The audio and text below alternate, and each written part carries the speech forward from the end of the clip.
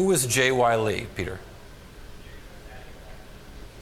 Well, J.Y. Lee is the heir apparent at Samsung, of course. The broader picture here is that there is this investigation into influence peddling at the highest reaches of government and corporate Korea.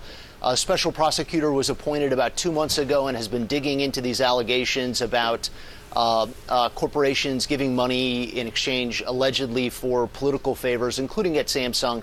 The special prosecutor had a deadline to finish this investigation by the end of February, so today here in Asia, had asked to extend that because it's a very big project, and was denied the extension. So they need to file charges today. A spokesman for the special prosecutor said yesterday that of the 5 Samsung executives who have been identified as subjects, almost all of them will be indicted. So we're expecting that later on today here.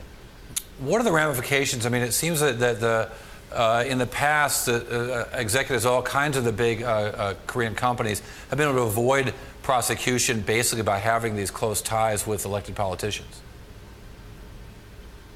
Yeah, well, the political climate has changed quite a bit. You're absolutely right that in the past, the heads of chaebols have been prosecuted for a variety of things, including J.Y. Lee's father, and was convicted. They continued to kind of work at their companies in most cases and returned if they weren't able to continue. But the political climate has changed quite a bit. There's a lot of outrage about this kind of influence dealing at higher levels of government and business, and so the public is looking for some more serious measures at this point.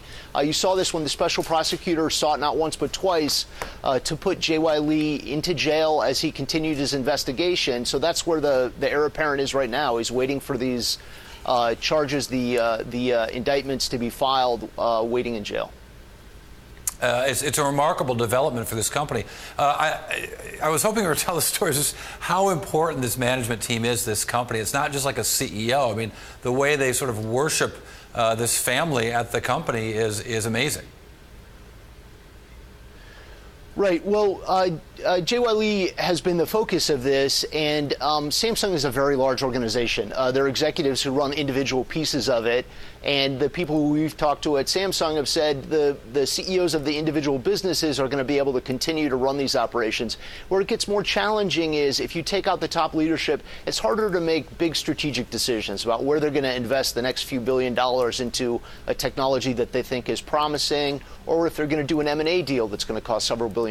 So those big strategic moves get much more challenging if you have top leadership distracted with this sort of thing.